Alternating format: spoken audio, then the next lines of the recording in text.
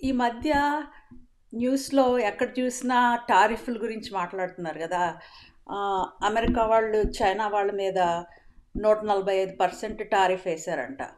దానికి రిటాలియేషన్గా చైనా వాళ్ళు అమెరికా వాళ్ళ మీద 125% టారిఫ్ వేశారంట. మళ్ళీ ట్రంప్ అమెరికా వాళ్ళు ఇండియా మీద ఎంత వేసారో తెలీదు, 25% టారిఫ్ వేసారు అనుకుందాం. అసలు అందరూ టారిఫ్ టారిఫ్ టారిఫ్ అంటున్నారు, కానీ టారిఫ్ అంటే ఏంటి? టారిఫ్ అంటే దిగుమతి సుంకము అంటారు తెలుగులో. సుంకం సుంకం అంటారు. టారిఫ్ అంటే సుంకం. బాలమిత్ర, చందమామ అలాంటి వాటిల్లో ఆ మాట వాడతారు, సుంకం. సో ఇదేంటంటే, ఇప్పుడు అమెరికా వాళ్ళు చైనా వాళ్ళ మీద 145% టారిఫ్ వేశారు. దాని అర్థం ఏంటంటే, నేనున్నాను అనుకోండి, నేను అమెరికాలో ఉంటాను కదా.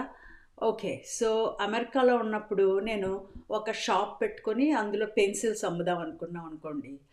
కానీ అమెరికాలో పెన్సిల్స్ తయారు చేసే ఫ్యాక్టరీ లేదు. అప్పుడు నేనేం చేస్తానంటే, చైనాలో పెన్సిల్స్ తయారు చేసే ఫ్యాక్టరీ ఉంటే వాళ్ళకి నేను ఆర్డర్ ఇస్తానన్నమాట. నాకు $100 పెన్సిల్స్ పంపించండి అంటాను. అప్పుడు చైనా వాళ్ళు షిప్లో కానీ ఎక్కడో ఎయిర్ప్లేన్లో కానీ $100 పెన్సిల్స్ నాకు అమెరికాలో పంపిస్తారన్నమాట. అప్పుడు నేను రిసీవ్ చేసుకోవాలి కదా. రిసీవ్ చేసుకున్నప్పుడు ఏం చేస్తారంటే, అమెరికా గవర్నమెంట్ వాళ్ళు 145% టారిఫ్ వేశారు. ఎందుకు వేస్తారు అంటే, చైనా నుంచి వచ్చిన దాని మీద 145 అన్నారు కదా. కాబట్టి నేను ఇప్పటికే చైనా వాళ్ళకి $100 కట్టి పెన్సిల్స్ కొనుక్కున్నాను. మళ్ళీ ఇప్పుడు దానికి 145 ఏమో అమెరికా గవర్నమెంట్ కట్టాలి. అప్పటికి నాకు ఖర్చు ఎంత అయింది? 100 ప్లస్ 145 అంటే 245 అయింది. అప్పుడు నేను అమ్ముతాను కదా స్టోర్లో. 245కి అమ్మితే నాకు లాభం రాదు కదా. అందుకని నేనేం చేస్తానంటే, దాని మీద $5 లాభం వేసుకొని 250కి అమ్ముతాను స్టోర్కి వచ్చిన వాళ్ళకి. అంటే చైనాలో వాళ్ళకి $100 ఇచ్చి కొనుక్కున్నా మనం ఇక్కడ స్టోర్లోకి వచ్చేటప్పటికి $250 కట్టాల్సి వస్తుంది. సో ఈ సుంకం వలన $100కి కొనుక్కున్న పెన్సిల్స్ని $250కి అమ్మాల్సి వస్తుంది.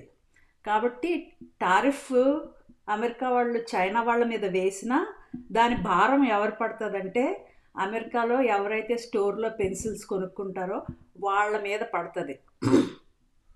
మరి చైనాకి ఏంటి నష్టము అంటే, అంబాబాయ్ చైనా నుంచి వచ్చే పెన్సిల్స్ మనం $250 పెట్టి కొనుక్కోవాల్సి వస్తుంది, అందుకని చైనా దగ్గర నుంచి ఇంక కొనద్దు అని మనుషులు మానేస్తారనుకోండి. దానివలన చైనాకి నష్టం వస్తుంది. కానీ డైరెక్ట్గా నష్టపోయేది ఎవరంటే, అమెరికన్స్ పెన్సిల్స్ కొనుక్కునే వాళ్ళు నష్టపోతారనమాట.